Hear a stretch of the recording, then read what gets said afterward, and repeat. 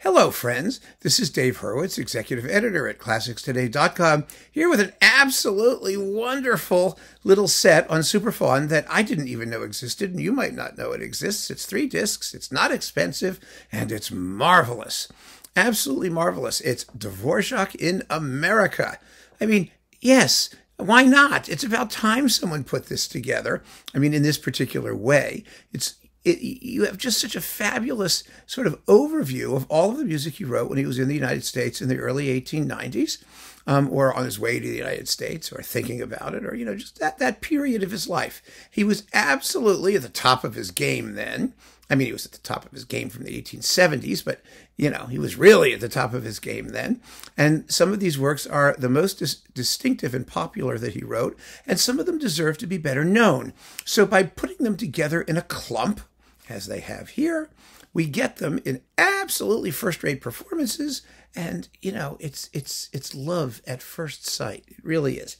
So let me see. You have this nice little thing. You have a little gatefold. There it is. It tells you who does what, and a little pocket with a beautiful little booklet. Nice, actually, it's a rather juicy and hefty booklet, with all the track listings and your picture of Dvořák, which of course you can't do without. And, oh, wow, let me just tell you what's on this. This is wonderful, wonderful stuff. It's so much fun. I just can't get over how good this is. I mean, just whoa, baby, So we get, first, the New World Symphony. You've got to get the New World Symphony. Of course you get the New World Symphony. But the wonderful thing about this New World Symphony is that, first of all, it's a first-rate performance with Václav Neumann and the Czech Philharmonic, and they kept the original coupling. Yay! In the Czech Supraphon Czech Phil edition, which was the Te Deum, which Dvořák technically wrote on his way to America, I think. I don't think he wrote it when he was actually there, or he worked on it. Both places. So it's a wonderful combination of his sort of regular Dvořák style and his Americana style. And the Te Deum is a masterpiece that's totally less well known than it should be.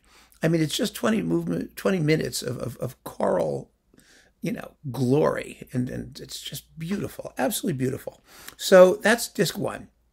And it's great. And it's Czech Phil and Neumann and fabulous soloists, too. I mean, you got Gabriela Benáčková and Jaroslav Souček and like other people like that, and the Czech Philharmonic Chorus.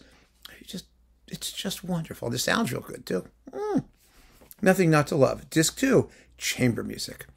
Chamber music, yes. I mean, that's, like I said, this is one of the joys of this thing. So you could hear works in different media, but that are all related by Dvořák's sojourn in America, and more importantly, his musical explorations of what he found in America, which found their way into the style he adopted in all of these works. So you get the American Quartet, of course, and you get the Sonatina in G major for violin and piano, which is just beautiful, delightful, charming work. It was his Opus 100.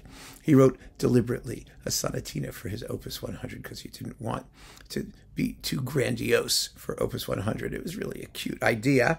And then you get the String Quintet number 3, which is also subtitled The American Nowadays. It wasn't originally, and it wasn't until like 10 years ago.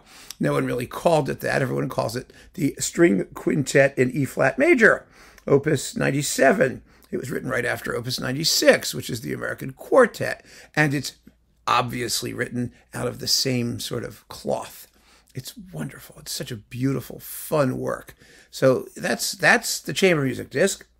And then the next disc has Silent Woods for cello and orchestra, which was, orchestrated or arranged in 1893, but it's earlier. And the Rondo in G minor for cello and orchestra, Opus 94, which was, 95 was, 96 was the American Quartet. And, they're all in the Opus 90s here. You get like, 96, 97, and I wonder what the New World Symphony was. Yeah, that was 95. And so, we're all in the 90s here. And then you get the Humoresque, Opus 101, number 7 for piano, that very, very famous little adorable piano piece. Here, I think, I'm trying to see who's doing it, so I can tell you. I don't see a pianist. 4 through 8, number 3, number 3. Oh no, it's the orchestral version with Neumann conducting. So there you go. And that is such a cool piece, because in the Humoresques, I did a video about them. You should go watch it if you want, about how he's anticipating sort of Tin Pan Alley jazz, early ragtime, that kind of stuff.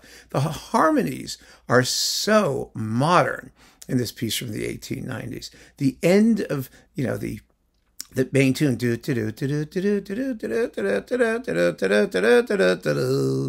it does that a bit, but then at the end it does something. It goes off into the blues tune from Gershwin's An American in Paris. Remember that?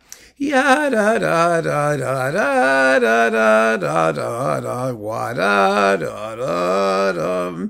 Well, that's what the Humoresque does. That same little like jazz cadence thing, which of course isn't a jazz cadence at all, because it came from Dvořák's Humoresques. And I mean, it's just wonderful. Absolutely wonderful. So there's that. And then you get the American Suite. Oh, how wonderful to have the American Suite. That's with the Prague Philharmonia under Jakub Hruša. And the American Suite is beautiful.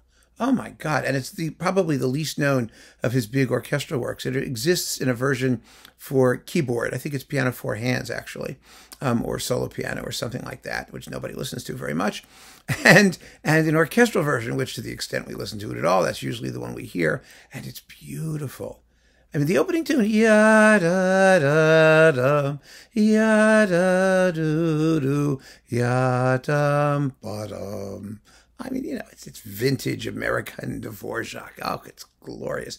And then, last but certainly not least, we get the Cello Concerto. The Cello Concerto featuring Josef Chuchro, or Chuchro in Czech, or however you pronounce it in Czech, probably Chuchro, and with Neumann and the Czech Phil. And it's a beautiful performance of that work as well. Really a good one.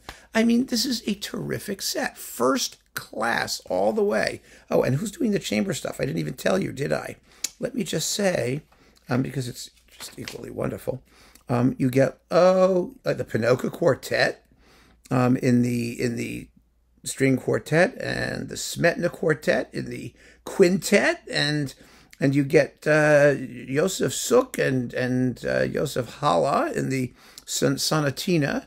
I mean, it just doesn't get any better than that. And like I said, it's beautifully packaged and wonderfully annotated, and there's just nothing that is to complain about this set. In fact, you ought to have it, even if you have it. I mean, you may have some of this, or you collect Dvořák and you think you have everything to have. You should have this. It's perfectly put together, first class, soup to nuts. So there you go, friends. Keep on listening, and thank you so much for joining me